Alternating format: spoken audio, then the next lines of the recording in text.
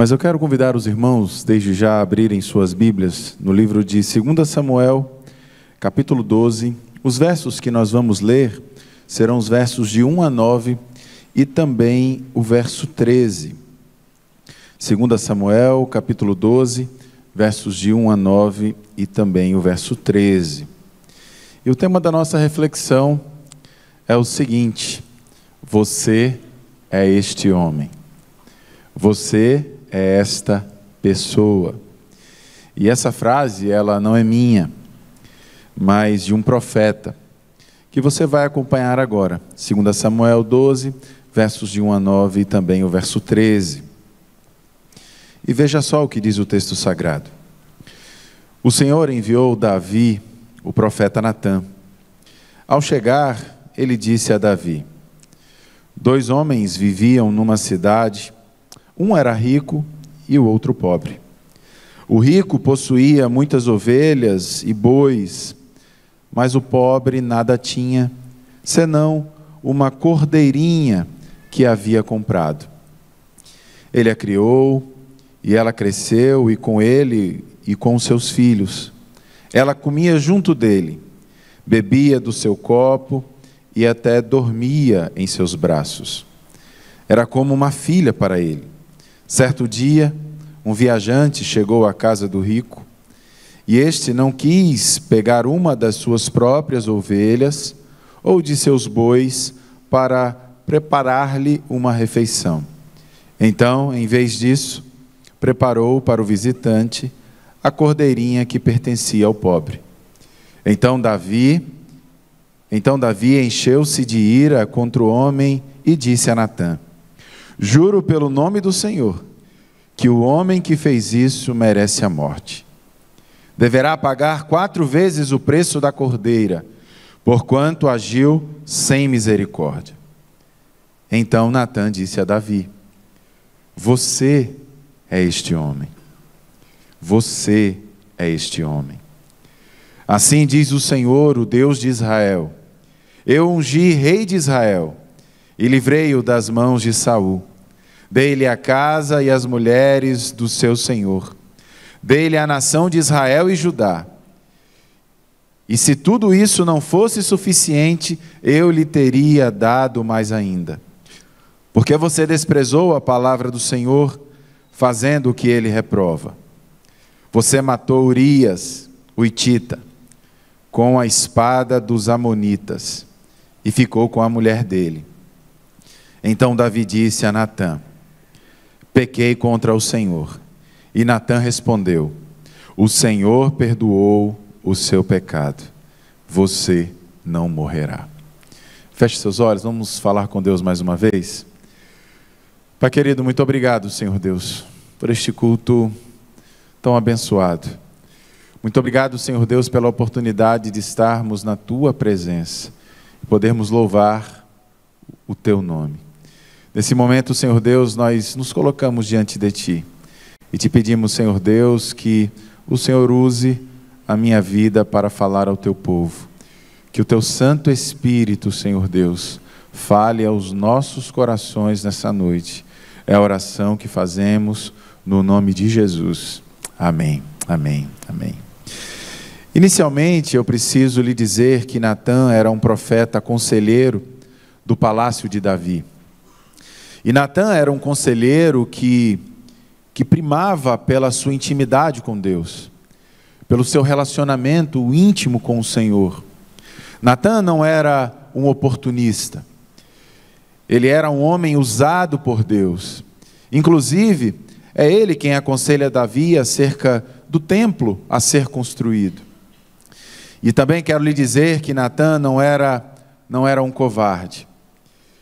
E ele não tinha medo de dizer a verdade a quem quer que seja. Natã, ele tinha a coragem necessária de falar aquilo que Deus queria que fosse dito.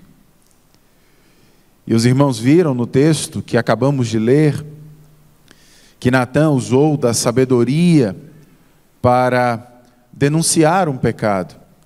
Tanto que Davi, ele chegou a ficar indignado com a história que Natã havia contado. E como você viu o desfecho da história, o homem pecador era o próprio Davi. E com base neste texto, nesse diálogo entre Natã e Davi, eu quero refletir com você nessa noite em duas questões bíblicas, apenas duas.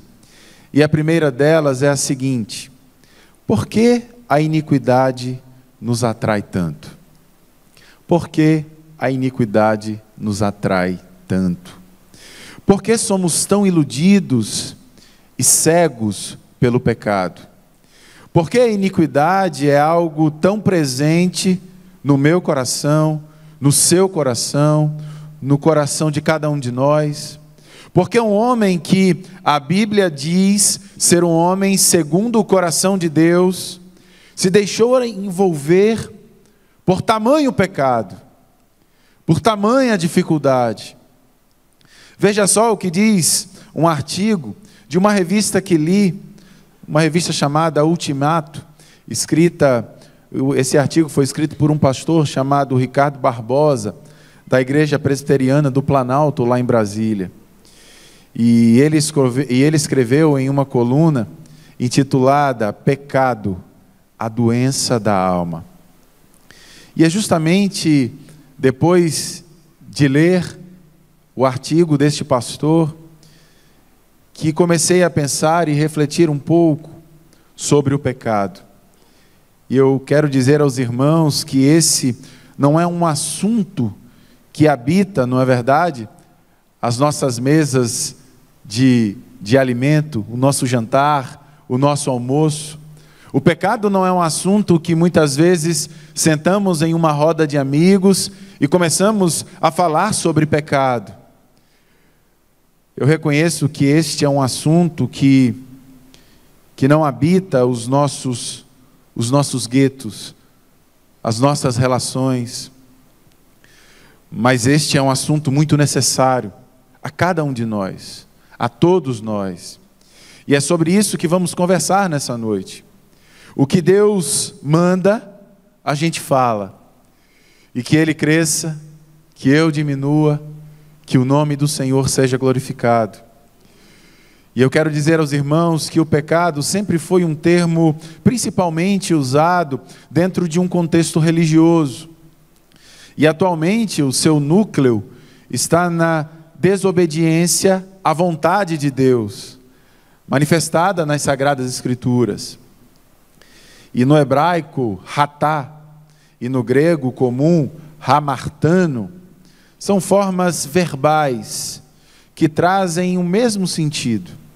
O sentido do erro, o sentido do pecado, o sentido de não conseguir atingir o alvo, o sentido de ainda não cheguei no padrão que deveria chegar, não alcancei o ideal de Deus para a minha vida. E olhando para os povos na antiguidade, constatamos várias perspectivas de pecado, que variam de acordo com a cultura e a visão de mundo de cada povo, de cada pessoa.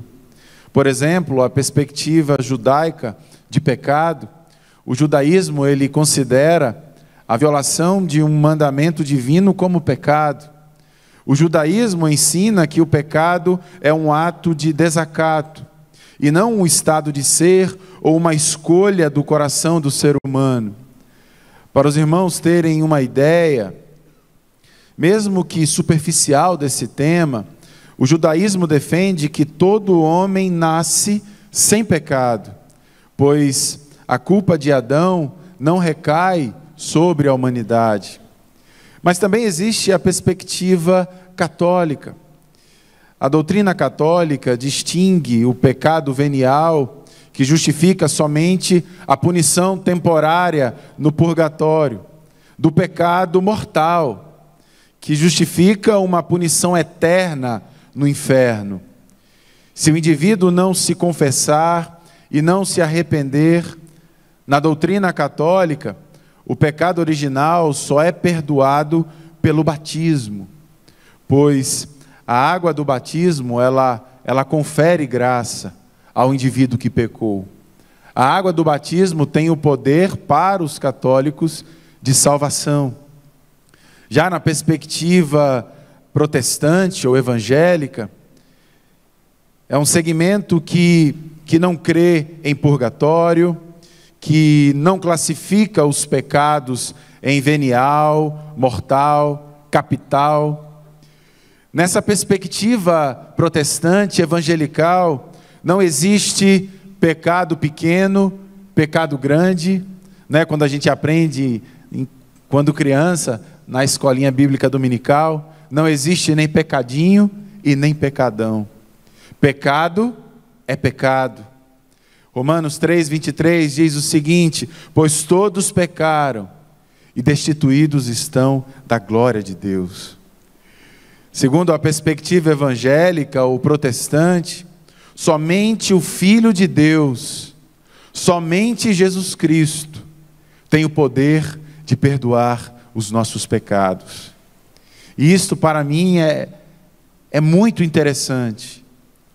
E várias outras perspectivas se desenrolam nesse espiral de interpretações. Mas eu quero lhe trazer para o fato bíblico de Davi e a escolha de cavar até o fundo do poço das iniquidades. Davi fez isso. Ele chegou ao fundo do poço das iniquidades. E é claro que na interpretação bíblica de pecado, Davi ele se envolveu neste espiral de pecados. Um pecado puxando o outro, um pecado puxando o outro, e ele somente se afundando na lama do pecado cada vez mais. Primeiro ele cobiça a mulher do seu funcionário, o funcionário da guarda. Depois ele armou tudo bem direitinho, armou o esquema para ficar com aquela mulher, armou para que matassem Urias, o esposo daquela mulher, o esposo de Batseba. E talvez você possa estar se perguntando: como pode, irmãos? Como pode, pastor, um homem segundo o coração de Deus se envolver a este ponto com o pecado? Por quê? O que a Bíblia, o que a palavra de Deus diz sobre isso? Primeiramente, meus irmãos, Davi pecou porque pensou que ele tinha o poder de fazer qualquer coisa.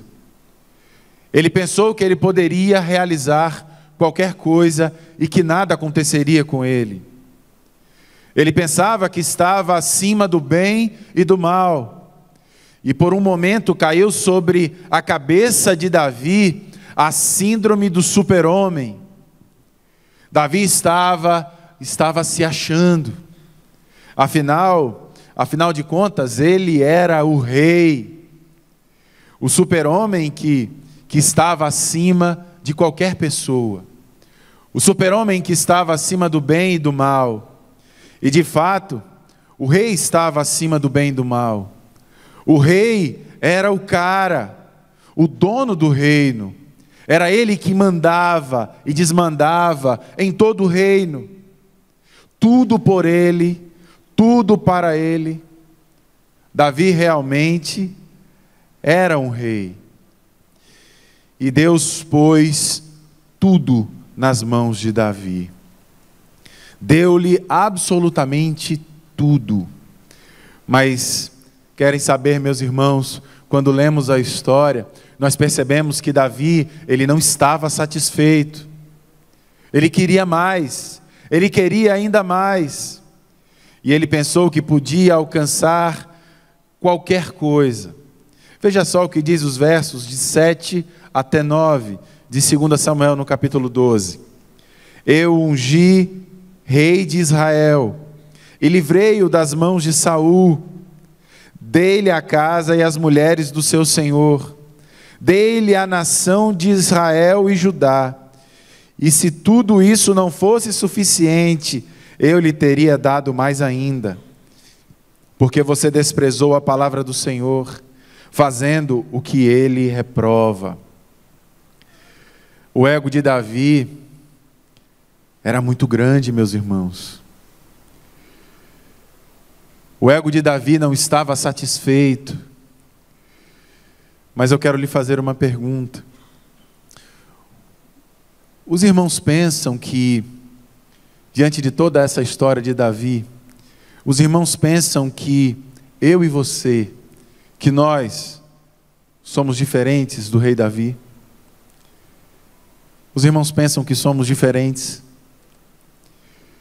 Eu tenho que lhe dizer que é exatamente assim que nos sentimos, meus irmãos, muitas e muitas vezes.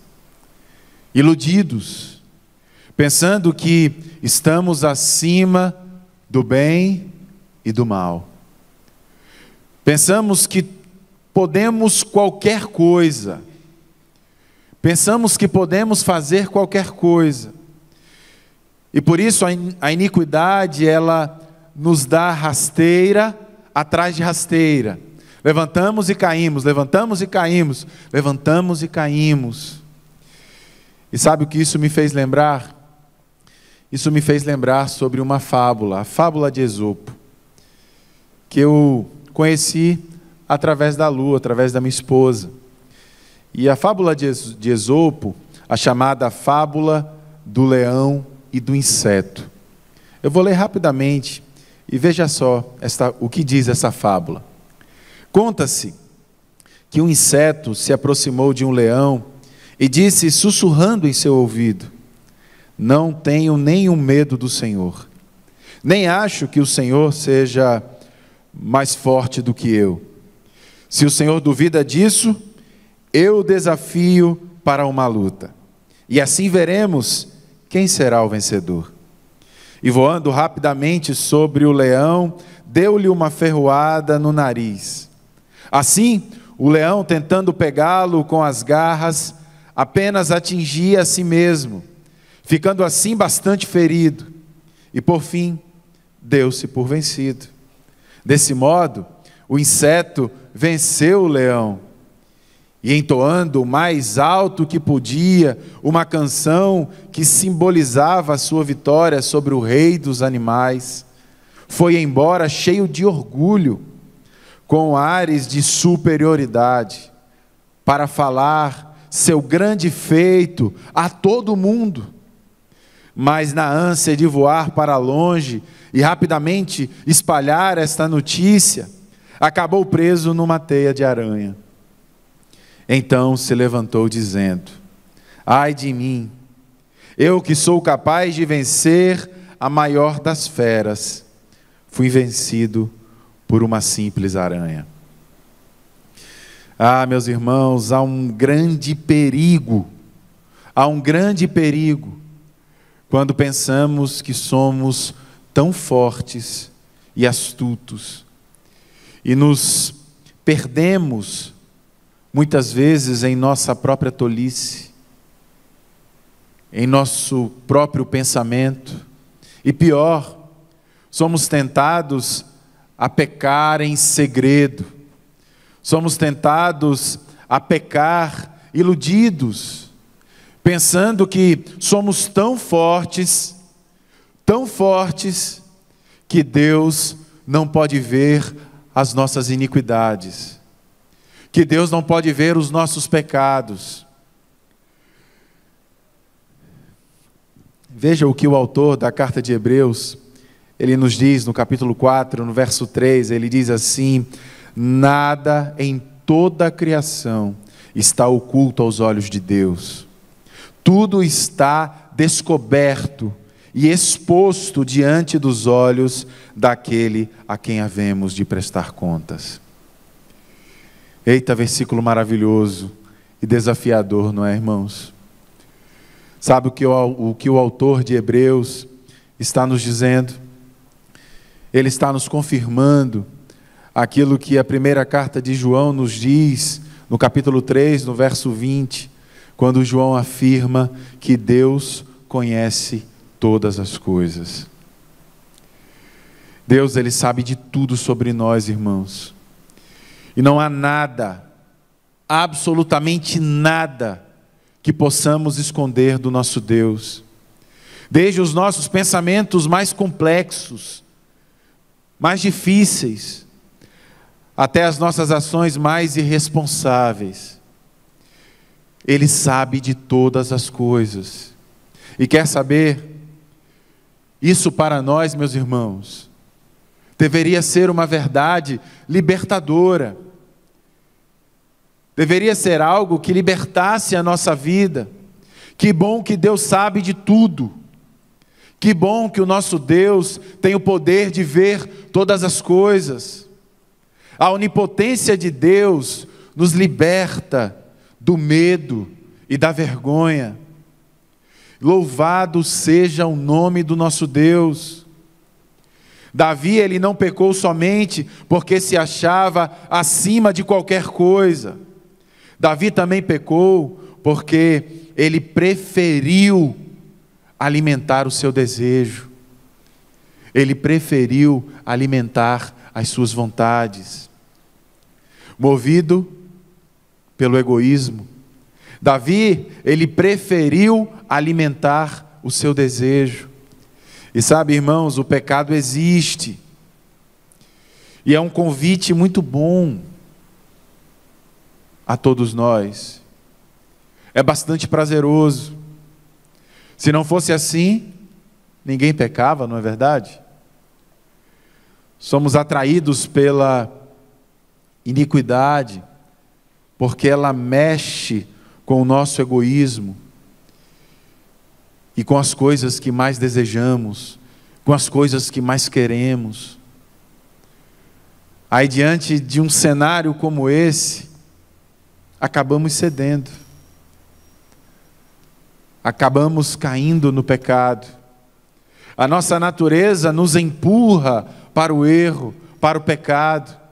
E a gente começa a entrar neste beco, quando colocamos aquilo que chamamos de felicidade acima de todos os valores. Aliás, a nossa sociedade acredita piamente, melhor dizendo, que tudo que é feito com amor é permitido. E eu coloquei amor aqui entre aspas, porque o amor não é egoísta. Vivemos em uma sociedade que pensa que estamos livres para viver segundo a nossa consciência, segundo os nossos desejos, segundo as nossas vontades. E se o nosso desejo, se a nossa vontade não nos condena, vá em frente. Vá em frente e faça o que você quer. E viva aquele momento. E quando fazemos isso, uma luz vermelha, escrito perigo, ela começa a acender, ela começa a piscar. Perigo, perigo, perigo. E Davi, ele estava tão envolvido pelo seu desejo, pela sua vontade, que perdeu a noção das consequências que seu desejo poderia trazer. E isso é terrível, irmãos. Que desejo maldito.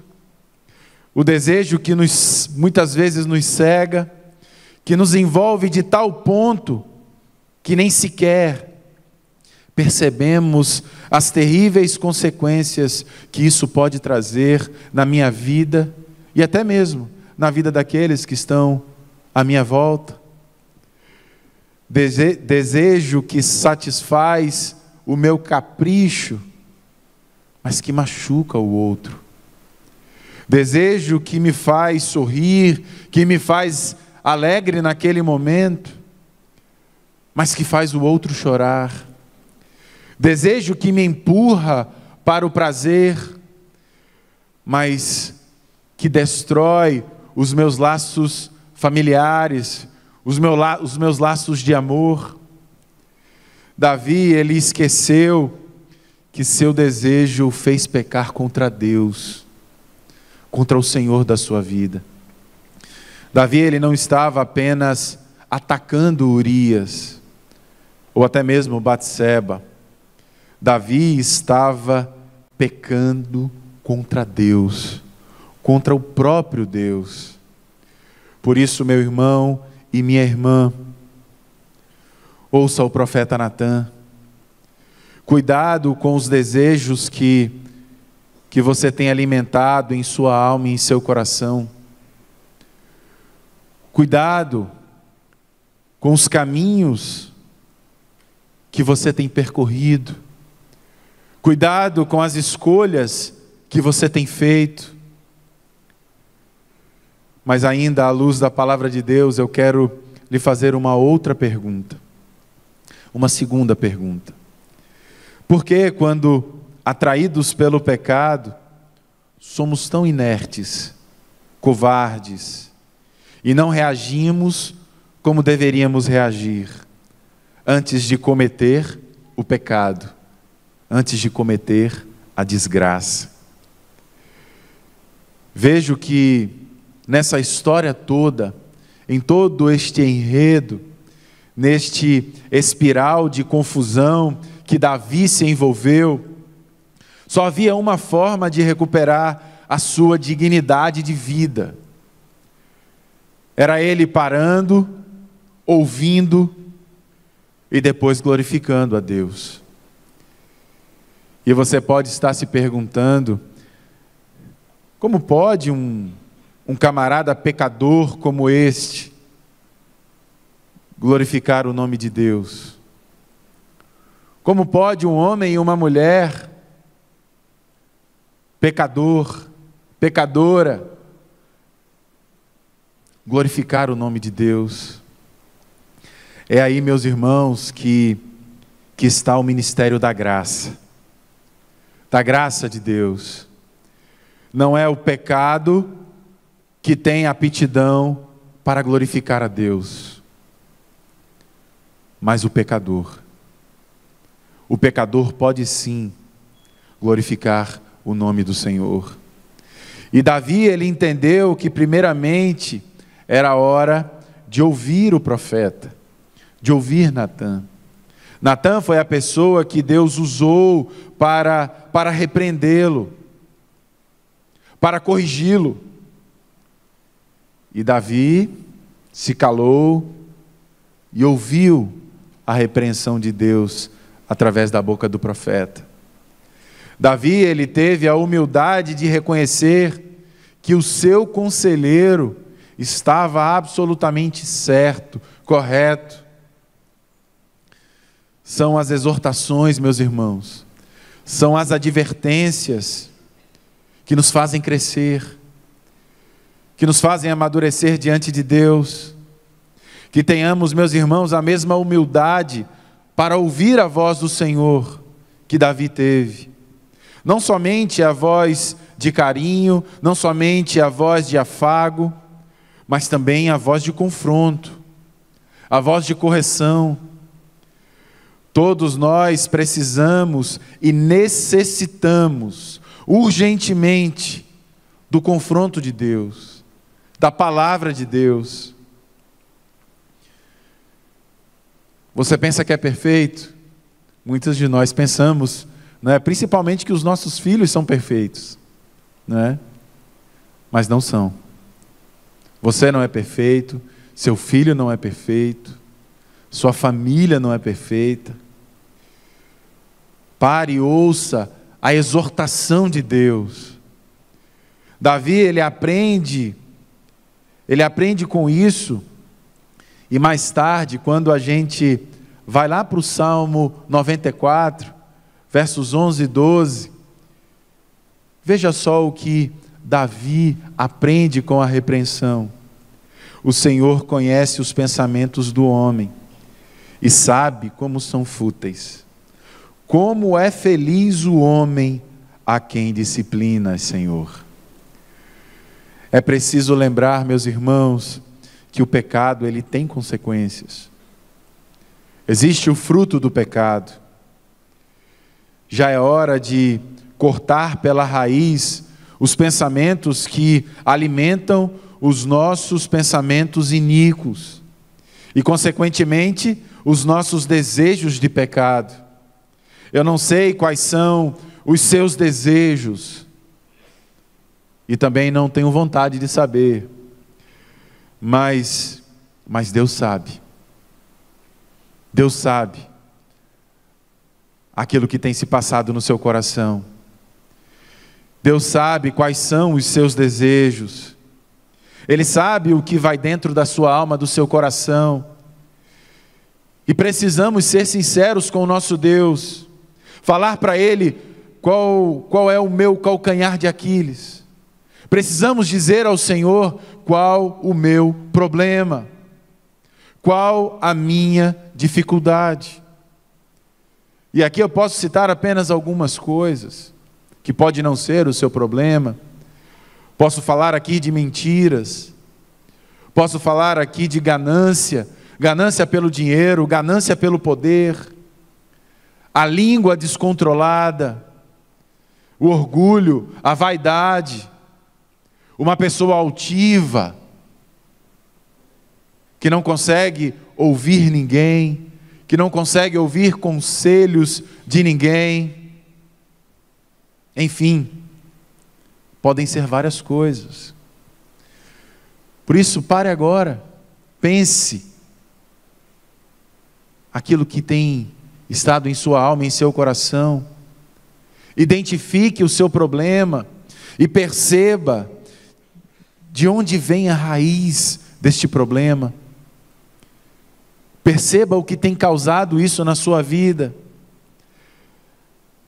E corte essa raiz de uma vez por todas, em nome de Jesus.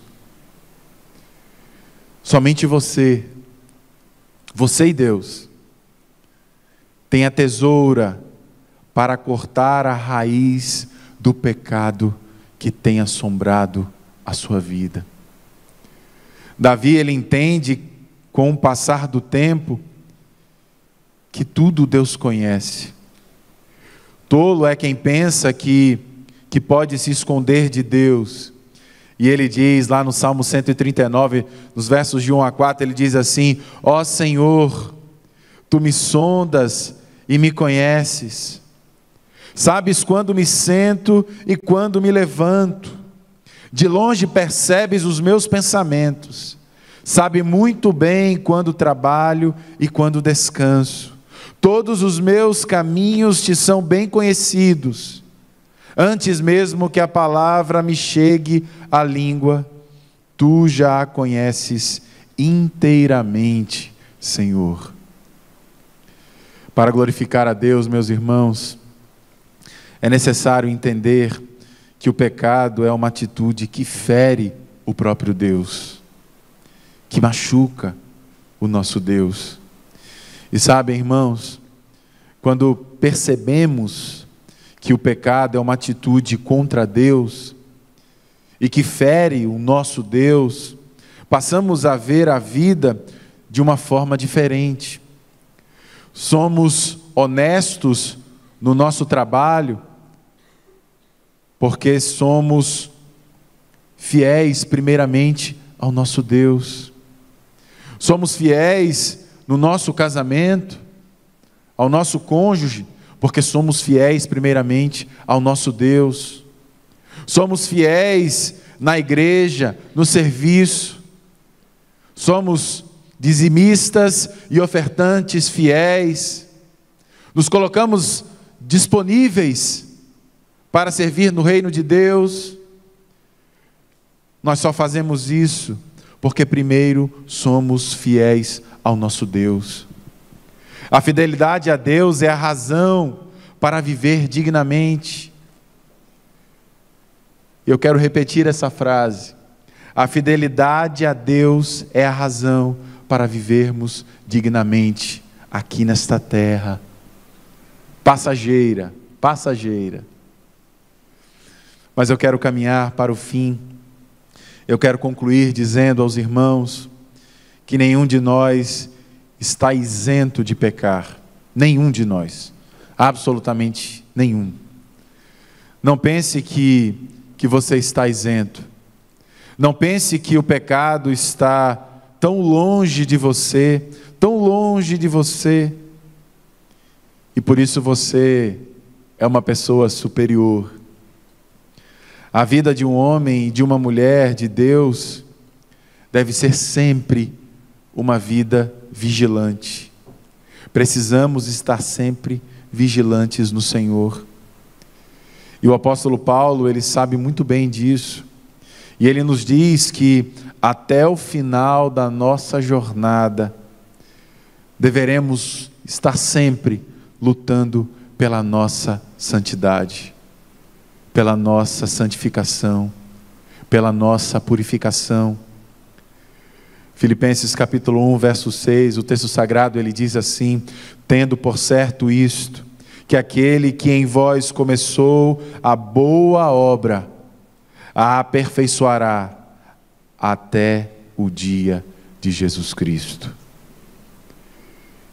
Meu irmão e minha irmã, a obra em você, a obra de Deus na sua vida, ainda não se findou, ainda não está completa. Por isso, permaneça vigilante e viva o que Deus tem para a sua vida. Ouça a frase do profeta: tu és este homem. É o que Natã diz a Davi.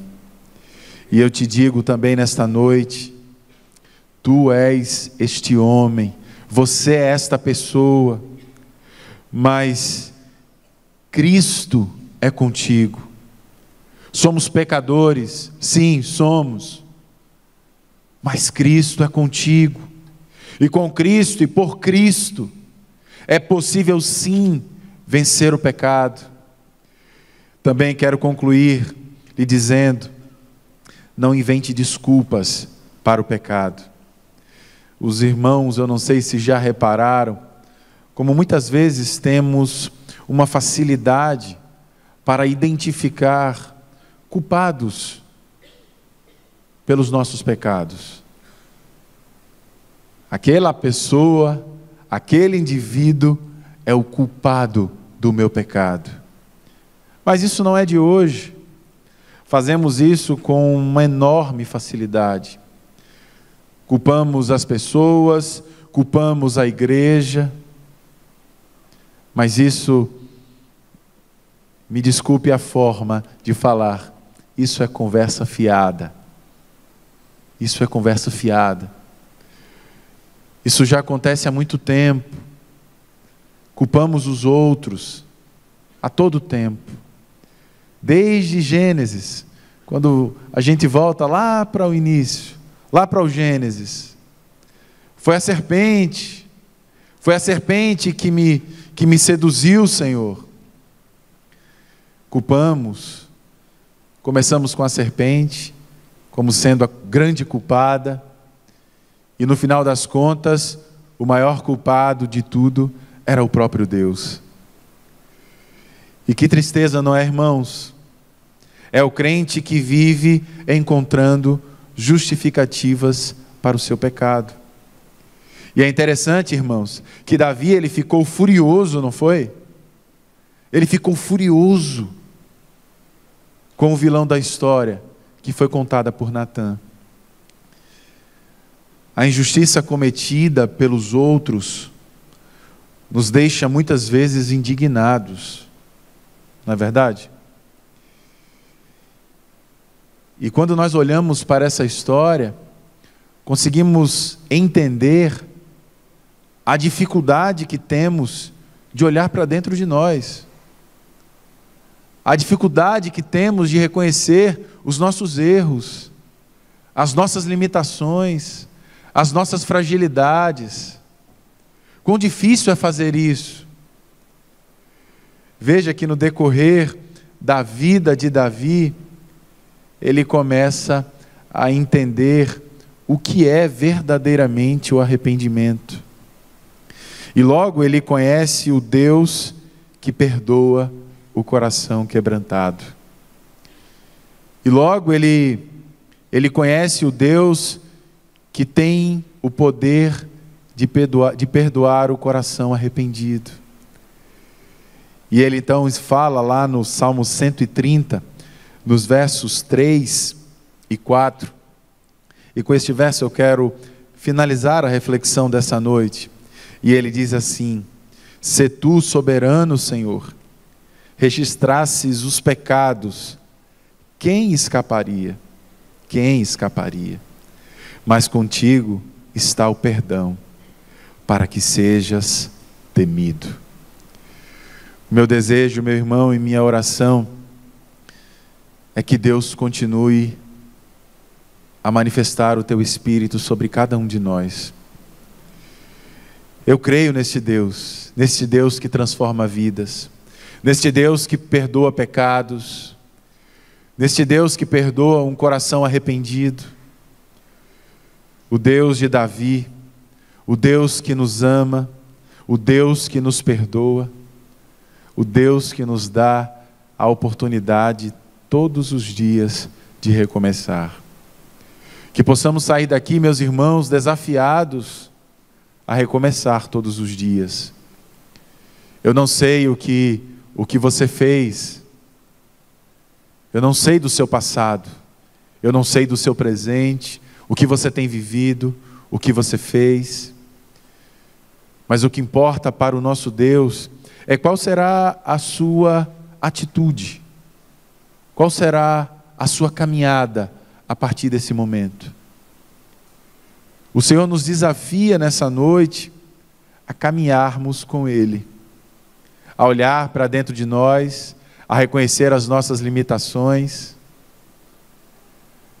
Davi, quando Natan contou aquela história, ele ficou super irado, super bravo, quando na verdade o grande personagem da história era ele mesmo. E muitas vezes agimos assim, agimos da mesma forma, mas quando reconhecemos as nossas fragilidades, quando reconhecemos os nossos pecados, o nosso Deus, Ele nos dá a oportunidade de recomeçar e de viver os planos e os sonhos que Ele tem para cada um de nós. Amém?